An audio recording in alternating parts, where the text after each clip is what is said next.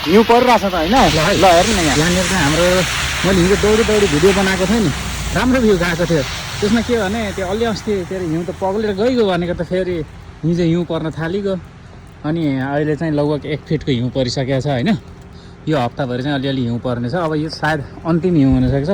म गाडी चाहिँ सफा गर्दैछु यसो एकछिन बाहिर डुल्न जानु पऱ्यो भनेर मैले झन् ट्रक चाहिँ उता पछाडि लुकाएर राखेको थिएँ होइन भनेको अब चाहिँ हिउँ पर्दैन खासै चाहिँदैन भनेको अनि चाहिने अवस्था लागिरहेको छ तर अब के गर्नु परेको सबले हातले गर्छ म चाहिँ लात्तीले सफा गर्छु क्या यो सब होइन कसलाई चाहियो हिउँ सफा गर्ने आइडिया मसँग सिकिराख ल यसरी हो हिउँ सफा गर्ने होइन हातमा जाडो लाग्छ त्यही भएर यस्तै होइन यता लात्तीले सफा गरिसक्यो यति भए भइहाल्यो आमामा ल सबैलाई चाहिँ राम्रोसँग बस्नु होइन